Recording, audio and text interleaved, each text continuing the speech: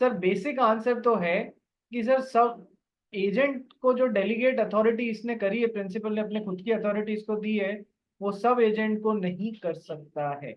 लेकिन मतलब वो उसको नहीं करनी होती है। लेकिन सर फिर भी दो सिचुएशंस हैं कि सर सब एजेंट प्रॉपरली अपॉइंट किए जाते हैं और सब एजेंट्स इम्प्रॉपरली भी अपॉइंट हो जाते हैं।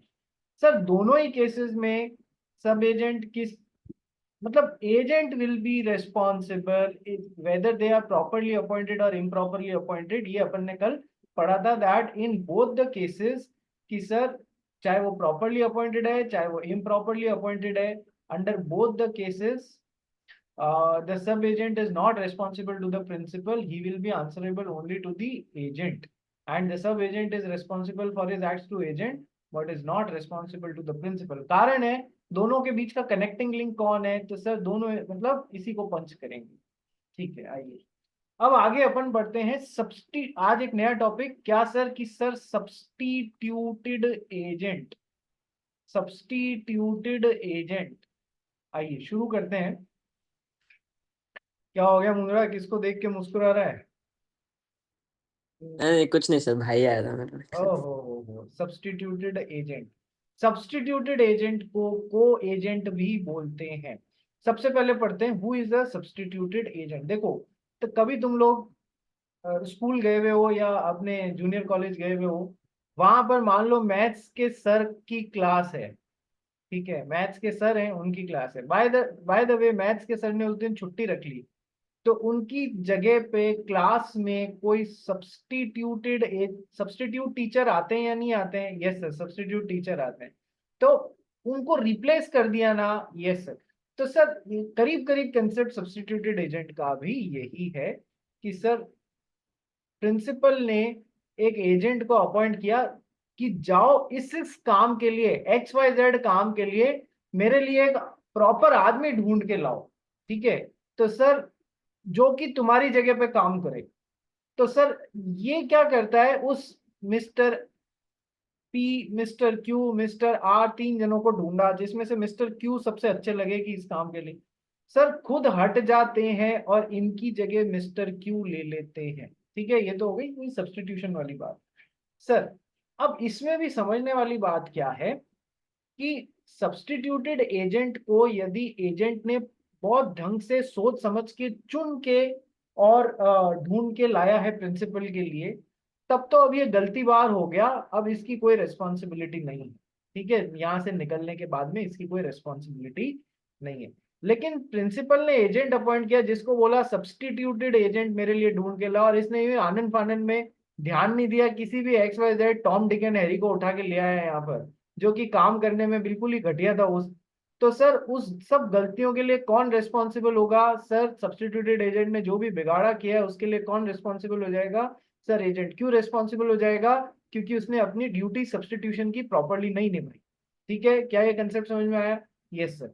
तो सब सब एजेंट में तो क्या होता है, ओरिजिनल एजेंट भी रहता है और सब सब एजेंट भी सीन में रहता है। सब्स्टिट्यूशन में ये ओवर द टाइम ये सीन से चला जाता है और इसकी जगह सब्स्टिट्यूटेड एजेंट ले लेता है।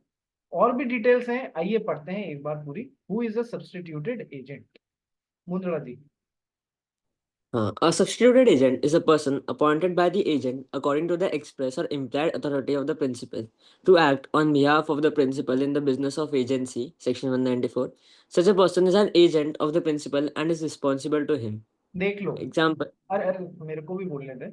सर प्रिंसिपल ने एजेंट को बोला सब्स्टिट्यूटेड एजेंट ला, तो ये ढूंढ के लाया किसी को, इसने substituted agent.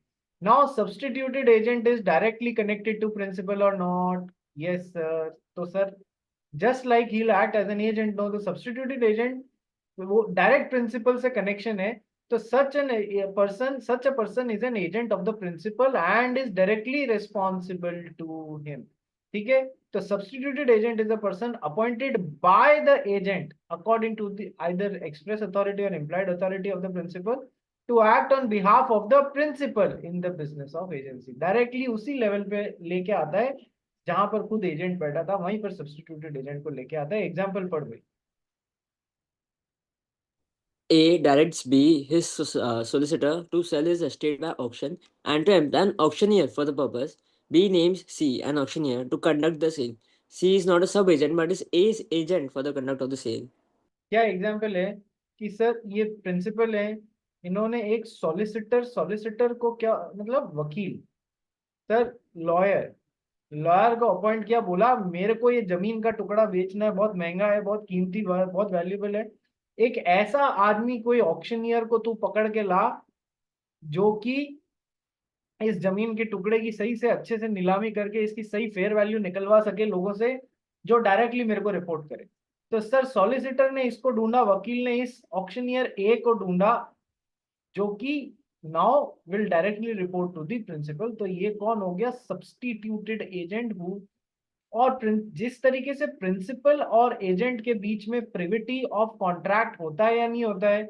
Yes sir, private मतलब दोनों के बीच में डायरेक्टली कॉन्ट्रैक्ट बनता है, उसी तरीके से प्रिंसिपल और सब्स्टिट्यूटेड एजेंट के बीच में भी प्रिविटी ऑफ कॉन्ट्रैक्ट होता है, डायरेक्टली एक दूसरे को रिपोर्ट करते हैं। So privity of contract in the case of a substituted agent or the co-agent, there is a direct privity of contract between the principal and the co-agent, and this is the differentiating factor between a sub-agent and a substituted agent. Sub-agent तो एक बीच में, क्या दोनों के बीच में, सब agent और प्रिंसिपल के बीच में डायरेक्ट कोई कॉन्ट्रैक्ट बनता है? सर नहीं सर, कतई नहीं बनता है।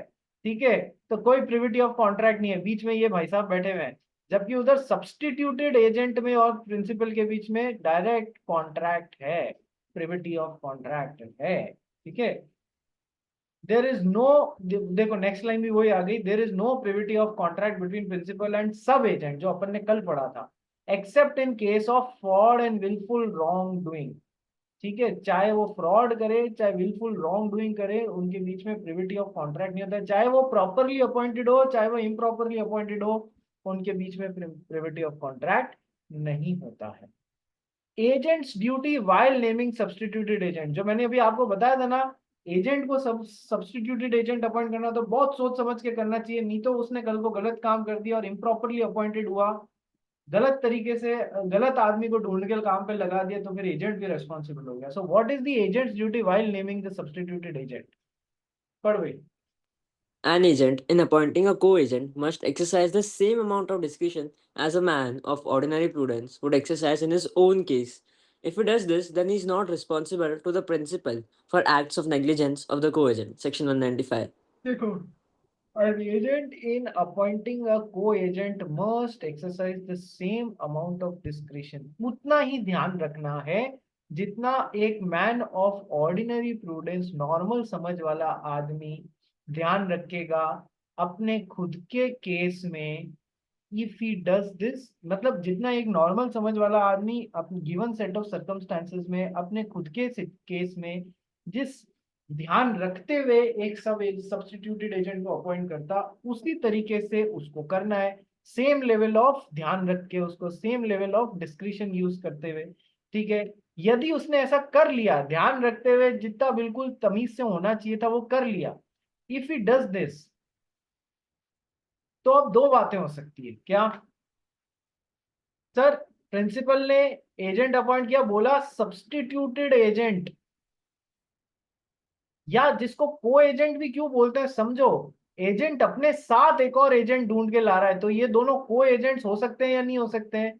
यस सर, जैसे कि अपन को श्योरिटीज बोलते थे ना, दोनों साथ में बैठते थे, ये हो जाता था प्रिंसिपल लेटर, ये हो जाता था क्रेडिटर, और ये हो जाता था surety number 1, surety number 2, surety number 3, तो अपन इनको क्या बोलते थे? को श्योरिटीज बोलते थे। वैसे ही को एजेंट, सर कैसे? कि सर प्रिंसिपल ने एजेंट को बोला एक और ढूंढ के ला जो मेरे लिए डायरेक्ट मेरे अंडर काम करे, तो सर वो आ गया सब्स्टिट्यूटेड एजेंट, या तो उसमें एजेंट हट जाएगा इसकी जगह पे आ जाएगा, या फिर इसके साथ में वो रह जाएगा सब्स्टिट्यूटेड एजेंट की जैसे, but he will be reporting directly to the principal. That's why there is privity of contract between both of them. Yes sir, इतना तो आ गया अपने को। सर अब एजेंट ने यदि सब्स्टिट्यूटेड एजेंट प्रॉपरली अपॉइंट किया, ढूंढ के लाया है तमीज से, जैसा अपने खुद के गिवन केस में रीजनेबल केयर के साथ में करता, as a man of ordinary prudence in the given set of circumstances in his own case does, वैसे ही किया, तो अब दो बातें हो सकती है कि सर सब्स्टिट्यूटेड एजेंट जो है उसने ढंग से काम किया, और सब्स्टिट्यूटेड एजेंट ने नेग्लिजेंस से काम कर लिया, बेध्यानी में काम किया, ध्यान काम की तरफ ध्यान ही नहीं दिया।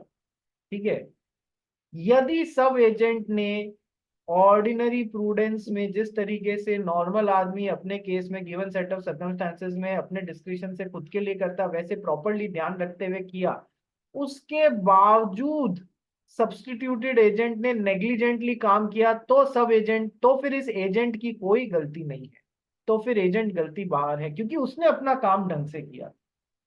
ठीक है, और सही से किया तब तो वैसे भी कोई प्रॉब्लम नहीं है।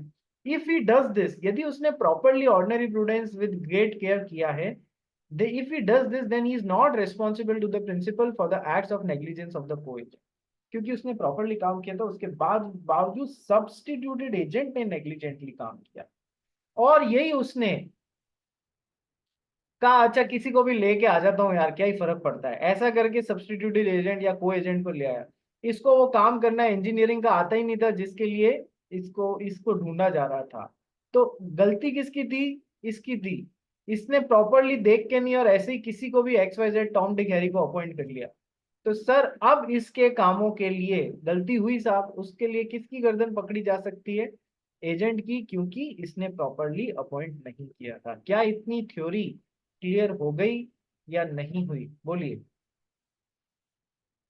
जिया जैन, जिया वोरा, सृष्टि, अक्षित कासट, हो गई बेटा सब लोगों को? Yes sir. Shreya Biyani, okay. आज कविश नहीं आया क्या? आया हो आया हो। तो दिख तो नहीं रहा है। 2 मिनट। श्रेया कर्नावट, खुशबू, हार्दिक, यस सर। चलिए एग्जाम्पल नंबर 1 पढ़ मूंजा। Example, X consigns goods to Y, a merchant, for sale.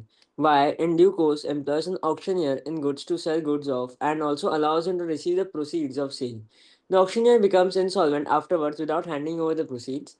Here, Y will not be responsible to X, and as he has discharged his duties as man of ordinary prudence and negligence. देखो, x ने अपने goods Y को consent किए कि तू merchant है, तू मेरा सामान बेच देना। वाई ने क्या किया, उसका ओवर द टाइम उसके माल को बेचने के लिए, जो एक्स के माल थे उसको बेचने के लिए एक ऑक्शनियर ढूंढा। ठीक है, ऑक्शनियर को ढूंढा, प्रॉपरली पता किया कि ये ऑक्शनियर कैसा है, अच्छा है नहीं है, माल की सही रेट दिला देता है नहीं है, इसकी खुद की फाइनेंशियल पोजीशन कैसी है, सब पता करके फिर एम्प्लॉय किया।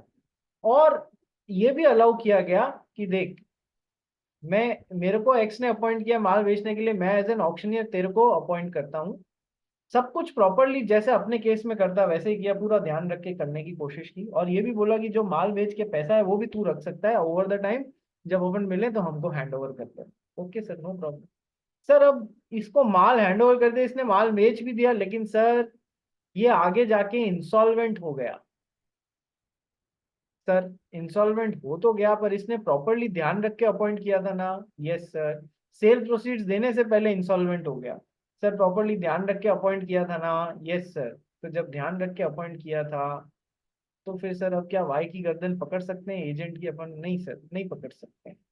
यही बिना एग्जाम में ऐसा क्वेश्चन आया हुआ है सेम लाइंस पे, बस फर्क क्या डाल दिया उसमें, एक्स ने वाई को बोला मेरा माल बिकवा, इसने जाके जेड को अपॉइंट, ऑक्शनियर को अपॉइंट कर दिया, बिना ये देखे कि इसकी फाइनेंशियल स्ट्रेंथ है या नहीं है, और ये ऑलरेडी इंसॉल्वेंट होने की कगार पे ही बैठा हुआ था। तो अब वाई की गर्दन पकड़ी जा सकती है क्या? बिल्कुल पकड़ी जा सकती है, इसने अपना काम ढंग से नहीं किया है। ठीक है, एग्जाम्पल 2 पर। A instructs B, a merchant, to buy a ship for him. B employs a ship surveyor of good reputation to choose a ship for it. The surveyor makes the choice negligently and the ship turns out to be unseaworthy and is lost. B is not, but the surveyor is responsible to A. ठीक है, ए ने B को instruct किया, एक merchant को, to buy a ship for him, मेरे लिए एक शिप खरीद के लाओ।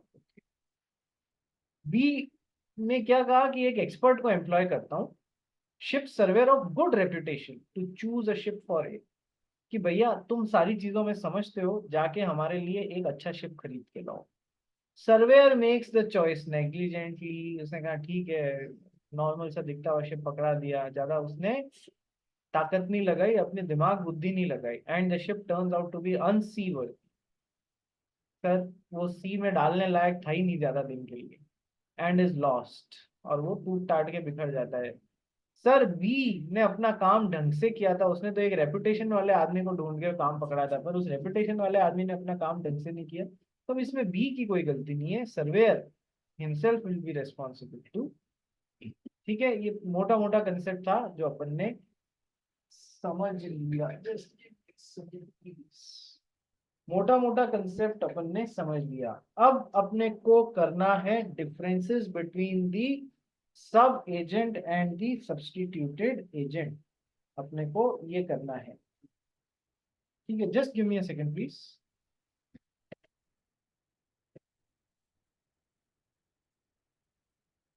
हाँ जी, सब एजेंट वर्सेस सब्स्टिट्यूटेड एजेंट करना चालू करो। मुंद्रा एक एक पॉइंट पढ़, सबसे पहले बेसिस पढ़ना, फिर सब एजेंट क्या बोलता है वो पढ़ना, फिर सब्स्टिट्यूटेड एजेंट क्या बोलता है वो पढ़ना, एक एक पॉइंट पे रुकते जाना। मुंद्रा जी। Sub-agent versus substituted agent. Any differences? Basis, direction, supervision. Sub-agent. Does his work under control and direction of agent? Substituted agent works under the instruction of principal. ठीक है, इसको ढूंढ के लाने का काम भले ही एजेंट करता है, बट सर वो डायरेक्टली प्रिंसिपल के साथ में कनेक्टेड रहता है। सो डायरेक्शन या सुपरविजन किसके अंडर काम कर रहा है? Does his work under control and direction of the agent. Agent के अंडर सब एजेंट होता है, जबकि एजेंट के अंडर कभी भी सर सब्स्टिट्यूटेड एजेंट नहीं होता है, वो तो प्रिंसिपल के डायरेक्टली अंडर आता है, तो works under instructions of the principal. Second is delegation of authority by the agent. पढ़ गई। Delegation of authority by agent. Sub-agent. Agent not only appoints a sub-agent but also delegates to him a part of his own duties. Or substituted agent. Agent does not delegate any part of his task to substituted agent. अपना कोई काम नहीं देता है, वो बस जो काम प्रिंसिपल ने बताया उसके लिए एक आदमी ढूंढ के लाता है जो कि डायरेक्टली प्रिंसिपल को रिपोर्ट करता है। ठीक है, तो एजेंट अपनी खुद का कोई काम करने की पावर या ड्यूटी उसको डेलीगेट नहीं करता है। Next, privity of contract. Sub-agent. There is no privity of contract between principal and sub-agent. Substituted agent. Privity of contract is established between principal and substituted agent. भाई यहाँ पर तो बीच में एजेंट बैठा है ना, सब एजेंट और प्रिंसिपल के बीच में, तो सर इन दोनों के बीच में तो कोई प्रिविटी ऑफ कॉन्ट्रैक्ट होता ही नहीं है, जबकि इधर तो डायरेक्ट हो जाता है। Next, Answerability of substituted agent. Sub-agent. Sub-agent is responsible to the agent alone and is not generally responsible to the principal. And substituted agent is responsible to the principal and not to the original agent who appointed him. ठीक है, ये भी फर्क है। Next, responsibility of agent in case of सब agent. Agent is responsible to the principal for the acts of sub-agent, and substituted agent is not responsible to the principal for the acts of the substituted agent. ठीक है जी, चलिए next, remuneration. Sub-agent has no right of action against the principal for remuneration due to him, but substituted agent can sue the principal for remuneration due to him. ठीक है, चलिए तो sir क्योंकि इधर तो डायरेक्टली रिपोर्ट कर रहा है, जबकि उधर सब एजेंट को किसने अपॉइंट किया होता है? एजेंट ने। तो क्या सब एजेंट कभी भी प्रिंसिपल पे केस ठोक सकता है मेरे को कि सर ये प्रिंसिपल, ये एजेंट, ये सब एजेंट? सर मान लो इसने इसको इसके काम का पैसा नहीं दिया, तो क्या ये प्रिंसिपल के ऊपर केस कर सकता है कि तेरा काम ही तो करा था? नहीं, कभी नहीं कर सकता। ठीक है, ये किसका गर्दन पकड़ सकता है? Only of agent, not of principal. ठीक है, next, appointment. Sub-agents may be improperly appointed. Substituted agent can never be improperly appointed. सब एजेंट के केस में तो अपन ने पढ़ा था ना, प्रॉपरली भी होते हैं और इम्प्रॉपरली भी होते हैं, बट सब्स्टिट्यूटेड एजेंट कभी भी इम्प्रॉपरली अपॉइंट हो ही नहीं सकते हैं। Next, tenure of liability of agent. The sub-agent remains liable for the acts of the agent remains liable for the acts of the sub-agents as long as the sub-agency continues. And substituted agent, when the agent's duty ends once he has named the substituted agent. ठीक है, tenure of liability of agent, sir agent हमेशा सब agent के case में liable रहेगा to the principal. ठीक है, जब तक कि सब एजेंसी कंटिन्यू कर रही है तब तक किए गए सारे काम। जबकि सर एजेंट ने यदि सब्स्टिट्यूटेड एजेंट को प्रॉपरली अपॉइंट किया है, वहीं पर उसकी ड्यूटी खत्म हो जाती है और सब्स्टिट्यूटेड एजेंट के कामों के लिए कभी भी मेन एजेंट रेस्पॉन्सिबल नहीं हो सकता। हाँ, यदि उसने सब्स्टिट्यूटेड एजेंट को अपॉइंट करने में नेग्लिजेंस करी है या इम्प्रॉपरली अपॉइंट किया, तो फिर हम एजेंट को रेस्पॉन्सिबल बना सकते हैं for the all the losses which are given due to bad work of the substituted agent। ये तो मैं आपको कब से गला फाड़ फाड़ के वैसे भी चिल्ला ही रहा हूं, है ना भाई। चलिए next let us come to duties and liabilities of an agent या ड्यूटीज लाइबिलिटीज और obligations of an agent. Principal ने एजेंट अपॉइंट किया, इस एजेंट की क्या ड्यूटीज होती हैं, क्या लाइबिलिटीज होती हैं और क्या क्या ऑब्लिगेशंस होते हैं। ठीक है, आइए करना स्टार्ट करते हैं। सबसे पहला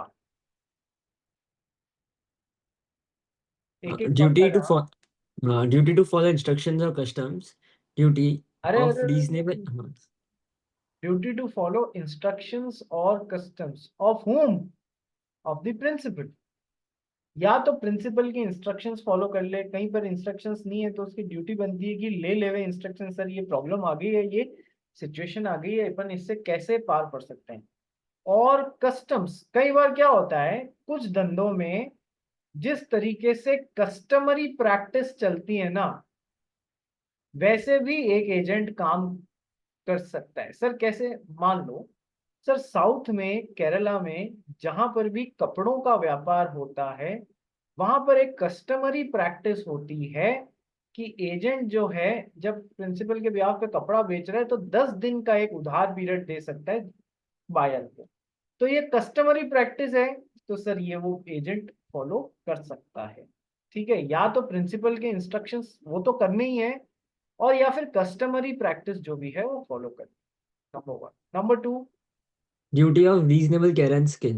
ये अपन पढ़ चुके हैं ना सर, उतनी रीजनेबल केयर और स्किल के साथ में करना है जैसे man of ordinary prudence in the own given in the same given case in own circumstances में करता। Third, duty to render proper accounts, सच्चे सच्चे सही सही अकाउंट्स देने का वो बिल्कुल इनकी ड्यूटी होती है। कोई भी अकाउंट्स में गड़बड़ झाला करना नहीं होता है। ठीक है, और कोई तरीके का उसमें सीक्रेट प्रॉफिट्स, ये भी पॉइंट आएगा, कोई तरीके का सीक्रेट प्रॉफिट्स और ये नहीं बनाना होता है। ठीक है, तो sir duty to render proper accounts. Next, duty to communicate with the principal. यदि कहीं फंस जाए, कहीं समझ नहीं आ रहा हो, कोई इमरजेंसी सिचुएशन हो गई हो, तो सबसे पहला काम क्या होता है, प्रिंसिपल को संपर्क करो और उससे डायरेक्शंस लो। Next, duty not to deal on his own account. Sir principal के साथ में कोई भी ट्रांजैक्शन में एजेंट को अपने खुद के चीज अकाउंट पे डील नहीं करना है। उसने बोला है कि जाओ मार्केट से टिम्बर खरीद के लाओ, तो भले ही आप खुद टिम्बर के डीलर हैं, आपको खुद का माल नहीं बेचना है। बेच दिया तो तकलीफ हो जाएगी, क्योंकि क्लैश ऑफ इंटरेस्ट हो जाएगा as an agent and as a businessman. हाँ, परमिशन लेके खोल के कर रहे हो, बता के कर रहे हो, तब कोई प्रॉब्लम नहीं है। बिना बताए भेजा मार्केट से खरीदने को है और खुद का माल इधर चिपका दे रहे हो, ये नहीं करने का है। Duty not to deal on his own account, और कर लिया तो क्या होगा ये भी पढ़ेंगे। छठा number point, duty not to make secret profits. Sir बोला कि मार्केट से जाके मेरे लिए एक प्लॉट खरीद के लाओ, जमीन का टुकड़ा लाओ, बोला खरीद के लाया, बोला 1 करोड़ का पड़ रहा है, पड़ा एक्चुअली 90 लाख का ही था, बीच में 10 लाख खुद का आ गया। सीक्रेट प्रॉफिट्स बना लिए या नहीं बना लिए? Yes sir, it is the duty of the agent not to make secret profits.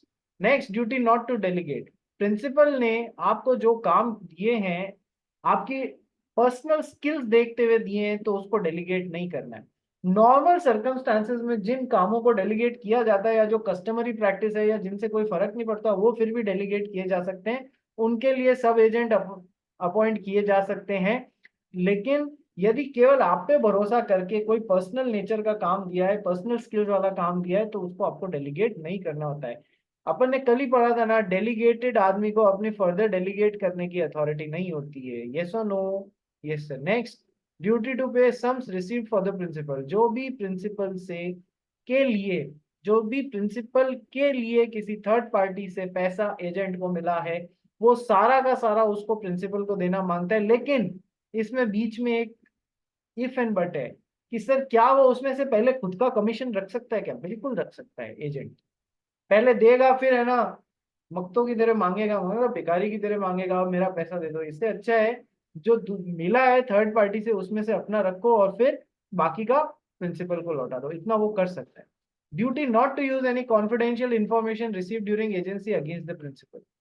Sir agency के टेन्योर के दौरान प्रिंसिपल की कोई अंदरूनी जानकारी या कोई कॉन्फिडेंशियल इंफॉर्मेशन मिल गई है, उसको कभी भी प्रिंसिपल के खिलाफ यूज नहीं करना है। You are under an obligation, you are under an obligation. ठीक है, next, duty to follow instructions और कस्टम्स। पहले पॉइंट से अपन डिस्कस करना चालू करते हैं। करवे first point discuss. Duty to follow instructions or customs, section 211. An agent is bound to conduct the business of his principal according to the direction given by the principal, or in the absence of any such directions, according to the customs which prevails in doing business of the same kind at the place where the agent conducts such business. देखो, एक एक line को ध्यान से पढ़ के समझना रहता है। ये कुछ बच्चे गायब कैसे हो गए रे? कुछ क्या, 3 ही विजिबल है, बाकी 4 ही विजिबल है, बाकी सब गायब हो गए।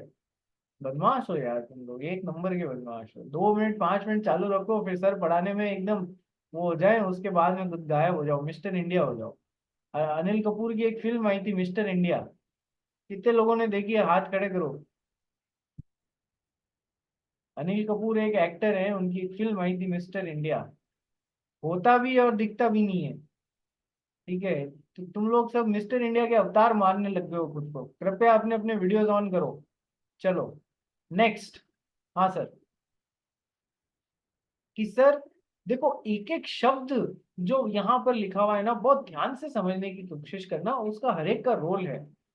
एजेंट की ड्यूटी होती है कि सबसे पहले तो जो प्रिंसिपल ने कुछ इंस्ट्रक्शंस दिए हैं तो उसको फॉलो करे, या फिर इंस्ट्रक्शंस नहीं दिए तो उस पर्टिकुलर जगह पर, उस पर्टिकुलर धंधे के जो भी कस्टमरी प्रैक्टिस है वो फॉलो करे।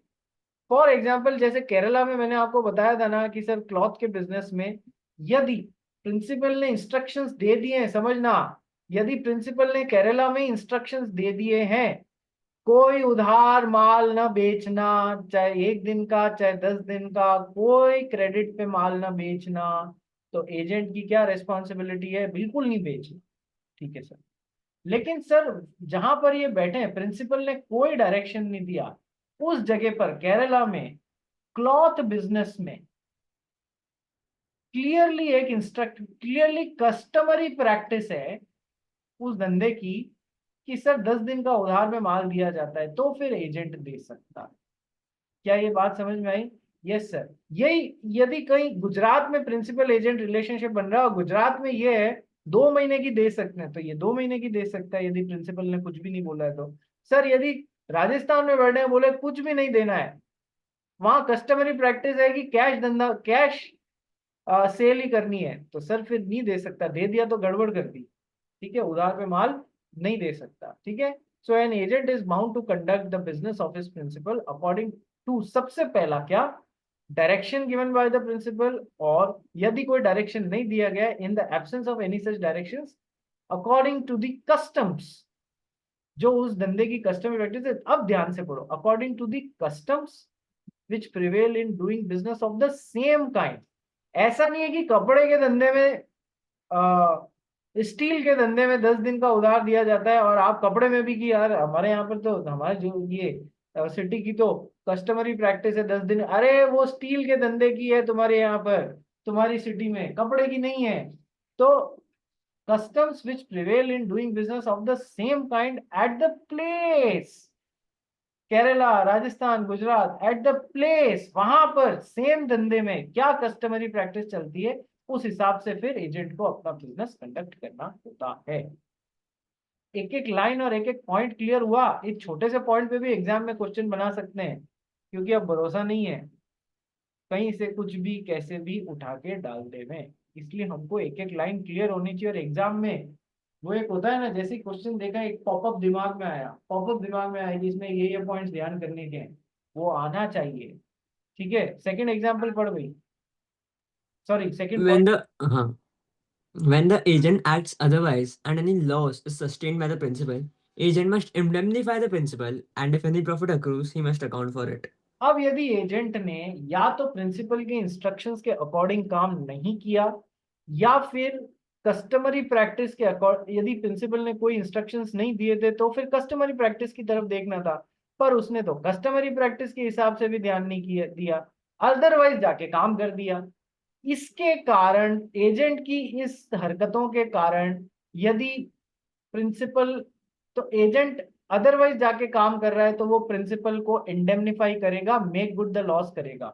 यदि एजेंट की ऐसी हरकतों के कारण यदि प्रिंसिपल को कोई नुकसान हो रहा है तो उसके लिए एजेंट उनको इंडेमनिफाई करेगा, और यदि एजेंट की ऐसी हरकतों के कारण प्रिंसिपल को कोई प्रॉफिट हो जा रहा है, नहीं मतलब कोई प्रॉफिट हो जा रहा है, तो वो उसको सारा प्रिंसिपल को अकाउंट विद करना पड़ेगा।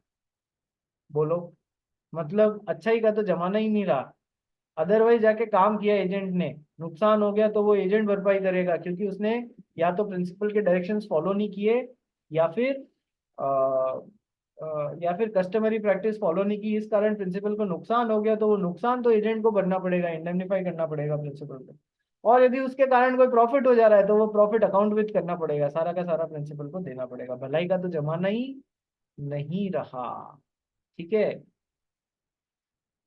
सेम लिंक पे एक बार वापस रीजॉइन कीजिए।